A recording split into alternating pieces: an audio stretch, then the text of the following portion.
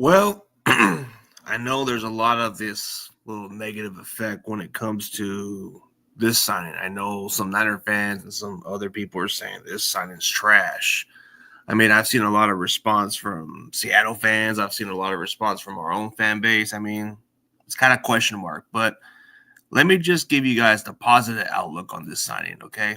Um, I'll just have to go at the outlier of last year. So what he did last year was under Mike McDonald's defense, which is a little different than what you see in Pete Carroll's defense. So let me give you guys a little bright light on that signing. So I'm going to show you guys. I'm going to show you guys last year because I know it was probably what got you guys a little concerned. But then we can look into last year and so on so. And look at the difference between what defense he played.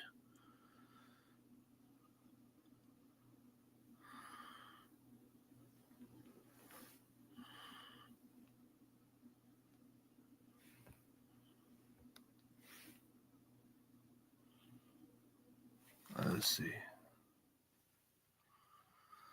All right, so let's look at the PFF grade. Okay.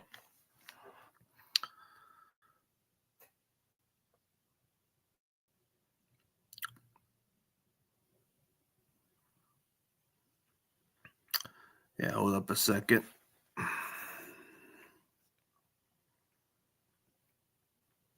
I know PFF grade can give you a different telling of the grade, but okay, so we're looking at last year, okay? I know this was a little bit of a concern for some people. So, okay, so last year he only played 290 snaps. So it wasn't much, and he was playing through an injury. So the overall grade for 2024 was 53.5, which is 169 among cornerbacks. Okay, so you guys are thinking, oh shit, this ain't a good signing. I mean, sure, you can say what you want about the signing, but this to me was more of an outlier, if I'm being honest. This was kind of like a Mike McDonald's defense. I don't think it fit his scheme because he played under Pete Carroll. So pass rush grade, 88 among 222 cornerbacks. Run defense grade is probably his best traits. This is where you might like this guy because if you sign this guy, you know he's gonna be good on tackling and he's gonna try to be a good run stopper. So this is probably why they signed him because based by the run defense, man, this is exactly what we need on our defense. He can be a little scrappy. So all that aside, man, it's not that bad. But now, if you want to look at other factors, we can look at the difference. Okay, on his PFF grade, I want to see if I can look at 2023. 2023 gives you in 2023. So 2023, this was under Pete Carroll's defense. All right. So under Pete Carroll's defense, the press coverage was 88.5 in that year. So it wasn't that bad when he played under Pete Carroll. I don't get how some of you guys are like saying this is terrible while we're going by last year, right? Then, yeah, that is the outlier. I'm not going to deny that. I'm just not. But you look at the grade, bro, that's pretty damn good. Is that a knock on him playing under Pete Carroll's defense, right? He was playing under Pete Carroll's defense that season. But after that, playing under Mike McDonald's defense, I think that's where his game wasn't it. So we can just debate on this, but watch. Matter of fact, I'm going to use my phone, and I'll give you guys a difference of what to expect. Hey, what's the difference between Robert Saleh's defense and Mike McDonald's defense?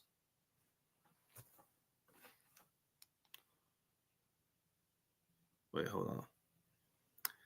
What's the difference between Pete Carroll's defense and Mike McDonald's defense?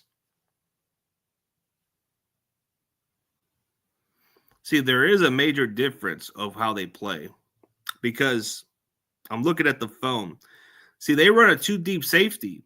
They do different kind of coverage, but they do a lot of man coverage, if anything else.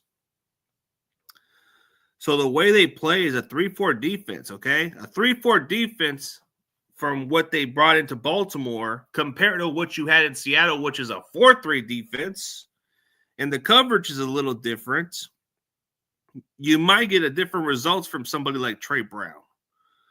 So that's not a knock on him, but you look at the difference, okay? We can debate the difference, okay? Because Robert Saleh happens to run a defense like Pete Carroll's. Like, you look at the difference, right? So I'm going to debate the difference in coverage. So, okay. So you're going to see the difference, but I'm going to look at some articles on how it's different between Tre Brown. There is a difference. See, I like to read different titles of what's going on because there is a difference of how they run their defense. And it's not a knock on how they do it. But well, I mean, look. Like if you look at the way how the defense was run, it's a far different defense. Like if you want to debate coverage, okay, so like what coverage did Pete Carroll do compared to Mike McDonald's coverage? Because it does make a difference on how you play this coverage scheme. You know, the coverage scheme does matter. Like if you don't fit into it. Watch, I'm gonna give you the difference. And then you tell me otherwise. I'm going to go by Mike McDonald's coverage, and then we'll go by Pete Carroll's. And then I'll tell you what the difference is. So Mike McDonald's scheme, see, it's a 3-4. It's a 3-4 defense, which I said. It's a Baltimore defense. It's a base zone package, all right? But if you want to compare Pete Carroll's defense, watch, look at Pete Carroll. You look at Pete Carroll's defense, okay? What coverage did Pete Carroll run? It's a little different. It's a little different. See, they run this Seattle-based defense, right? So it's a cover 3 defense. A cover 3 defense is what he still runs to this day. But if you look at Robert Saleh's defense, this is probably what's going to make the signing really, really good for Tre Brown. I think he'll be a starter. But look, they didn't just sign him just for that, but it's because they look at him as a potential DJ Reed 2.0. Okay, so let's look at the difference. See, this defensive scheme, we're going to run a 4-3, cover 3 base coverage, which means we're going to have some aggressive, we're going to attack, and it's something that we always do, but once grade man coverage, which was a little different. It's a little different than what we run, but we're going to still run the original scheme that we run before. But coverage is a little different. So we're going to be aggressive in pass rush, but the coverage wise, you know, it's like you see the difference, right?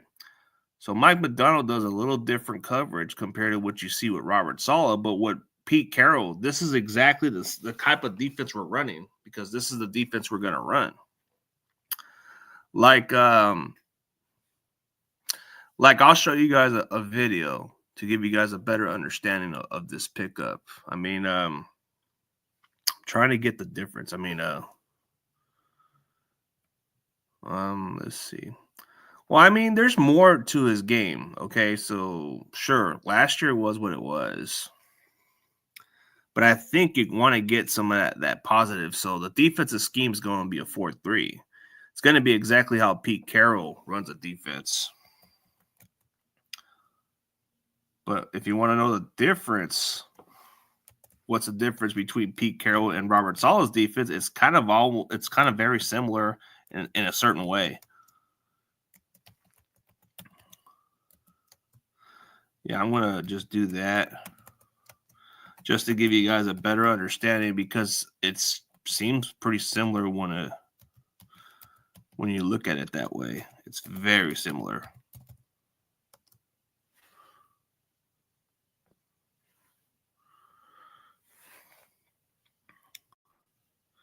You look at different kind of style, but it's kind of exactly the way they run it. It's Very similar, but a little different.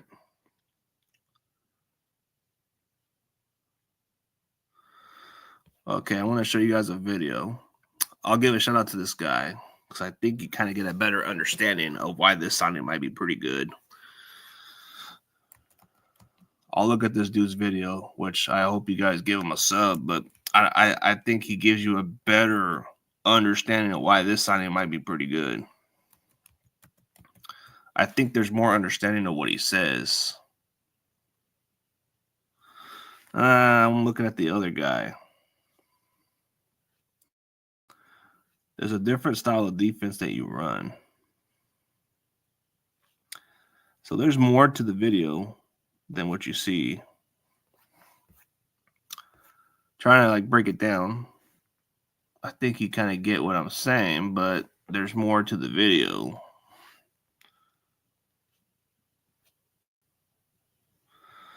Okay, I'm trying to find it.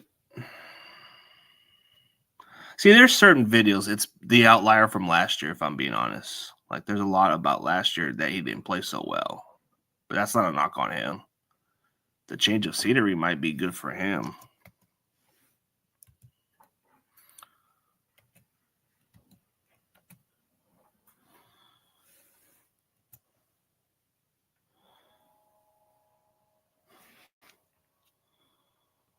All right, let me go check out YouTube then. Hold up a second. I'll be right back. Yeah, I'm going to go check out the YouTube video because I can't find the actual video, but I'll get to it right now. I've seen this video a couple of times from this content creator. He kind of gives you a better understanding, and maybe you guys you probably want to watch his videos too because it has a better. He's kind of like your typical education guy. He gives you the breakdowns pretty damn good. But I'm trying to explain to you guys the difference when it comes to the coverage. It's a little different of what they run. Because it's more like because, you know, the new coach, you know, it's kind of different to play through a system that you're not even familiar with. But it's not a knock on him. But, yeah, maybe that's the outlier on this guy. I'm going to search for the video. Welcome to Creator Confessions, the confessional series all about the YouTube communities we love. If you watch our videos, you might see a lot of. Oh my God! Don't know what this is. Another one. In the spell. Okay. All right. We're gonna look at it. I'm gonna look at. Trying to think of the guy's video. This is exactly getting DJ Rebro. Trying to find the actual video of what the other dude just said. Okay, so there's a lot of the outliers, all right? So we can break it down on how this is going to work. Okay, see, this is a video. This is something that you guys can probably put your head up, but Wizes or whatever how you say his name, he gives you, maybe you guys could go sub up his channel, but I'm going to let you guys check the video out just because he is a good expert when it comes to breaking down this stuff. He gives you a good breakdown right here.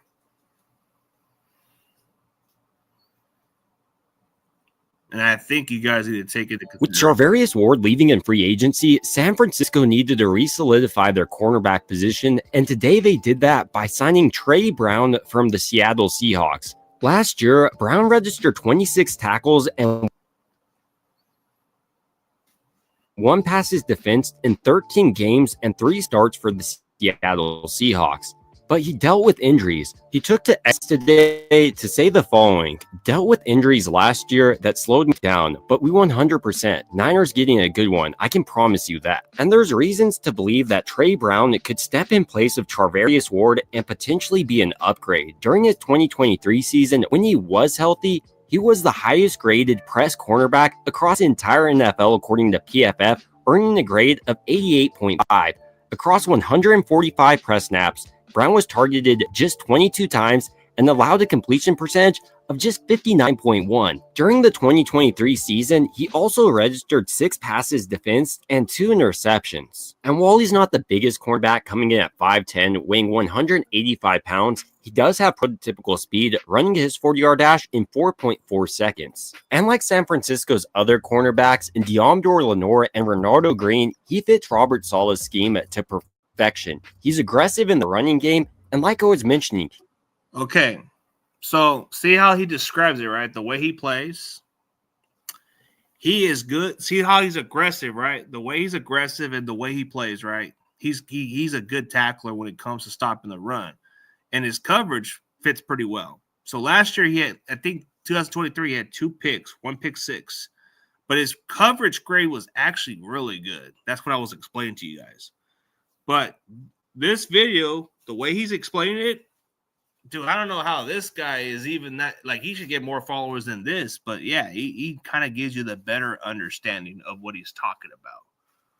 But yeah, let's go on to this video because I think it gives you an understanding that he's a good tackler too, but last year it seemed like an outlier. You know what I mean?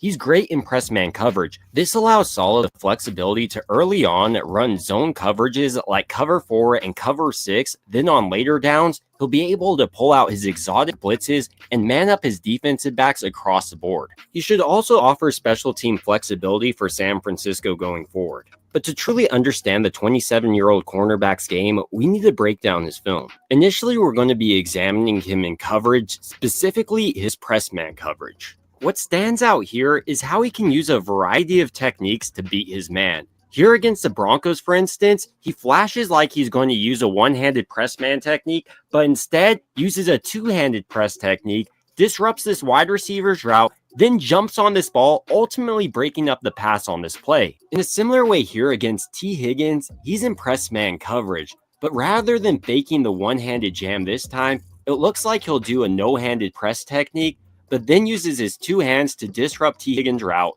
and does an excellent job of turning and running with Higgins. And even with the offensive pass interference with Higgins pushing off of him, he's able to go up and break up this pass. I love this play by him. Once again on this play, he's in press man coverage, but this time on Jamar Chase, who's actually running a fade route. On this technique, though, he's going to be using a no-contact press technique, which is less risky than a two-handed press or a one-handed press, but it's vital for the cornerback, in this case, to stay in the wide receiver's hip pocket. And here, not only does he do that, but once Jamar Chase's eyes get big, he understands that the ball is coming, turns back to the quarterback, and picks him off. Probably my favorite of all of his press man techniques is where he flashes like he's going to use a one-handed jam technique, because it often causes a wide receiver to hesitate, and then he comes back with a two-handed press technique.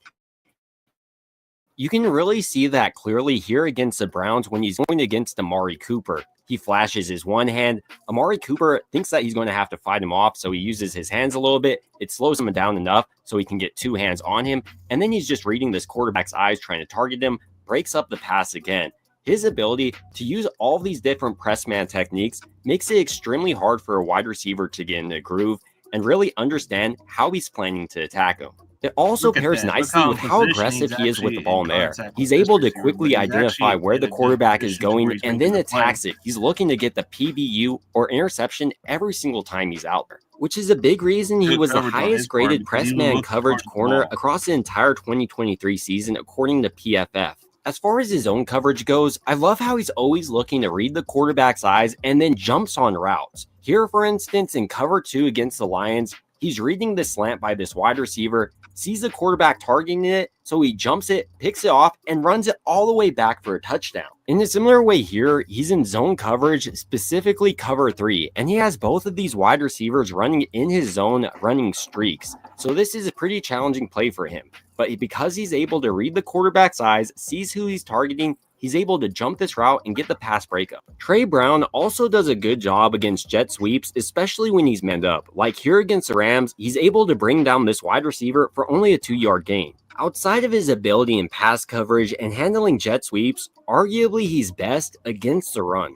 Here, for instance, against the Giants playing off, he's able to quickly identify this outside run that shoots up the field in a hurry and gets this back down for only a 1-yard gain. And when the offense is bunched up, he does a great job of almost becoming another linebacker. On this play, for instance, you can see how he takes his read step, sees the lane forming in the offensive line, so he shoots it and then makes the secure tackle on this running back. Maybe more importantly for a cornerback, though, Tre Brown does an excellent job of setting the edge on the defense. If he doesn't do this, this can potentially turn into a massive run for Aaron Jones. But he comes up, meets him, and makes the open field good tackle. position. He He's also a does a willing good tackler. job You of can not tell being right drawn there. across the field on reverses. Oh, yeah, he Here, ain't he's fooled by able to that run. actually come up and That stop play this would've wide been receiver trickery. from Yep, getting the good first play. down. Ultimately, when I'm looking at Tre Brown as a player, I see a player that can be extremely productive when healthy. And that's the biggest question for San Francisco. I don't think there's any question about what he can do talent-wise, but once he gets injured, his productivity starts to fall off, as he was mentioning in that tweet. If he is able to remain healthy for the 2025 season, though, I think that he's going to be their number 3 cornerback headed into this season, especially because of his ability to play press man coverage effectively. This fits in right to Robert Saleh's philosophy on the defensive side of the ball, and I think could even be a potential upgrade over a player Brown from the Seattle Seahawks. See the way he explains it? It makes a lot of sense why this was definitely make a lot of sense on here. Okay, so we'll compare the statistics of the previous years, and then we can look at other tapes. But I think I've kind of give you guys a better understanding of that. So I think you kind of see why this signing might be pretty good. So it can be low key pretty good. We can look at another video, then that's about it for me. We'll go with this video from Matty Dubs, or what is it, Matty something? Honestly, he gave it a C, but honestly, if you think about it, it's got potential to be really good. But if you want to know what he's all about as a personality, you want to hear what he is like personality-wise, maybe you want to check out this mic up video to get understanding. And then I think I'll go with one last video. We can look at the mic up video from Seattle, and you can see what he's all about. I don't I'm just kind of giving you guys an understanding of what he is. Maybe you guys could get a better understanding of him. Like if you look at his mic up video, we'll go to the mic up video, which is on the Seattle side, or maybe I can go on YouTube for that one, but I think it gave me to this location. So don't go at me, bro. It's more like I'm just giving you guys the videos of what he is, like mic up videos. Hold up. Wait a minute. I don't see nothing. I'm mic'd up for real? Am I mic'd up? You want to know? I don't see that. Okay. I don't see nothing. I'm mic'd up for real? Oh. All right. The Seahawks welcome in the team with the lead right now in the NFC West. The Seahawks hope to tie that up with a win tonight over the San Francisco 49ers. Back again, baby. We back again. We back again. Let's turn it up. Let's turn up. Let's be physical. Let's get the ball. Let's be the best fucking group out here. DBs on 3. 1, 2, 3. DBs. Go, go.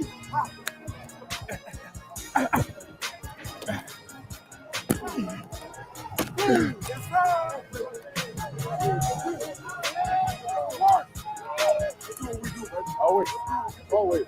Happy Thanksgiving to all the 12s, and my family and everybody else's family back home. It don't get no better than this. Let's eat. What a spectacular sight it is here at Lumen Field as the Seahawks are being introduced.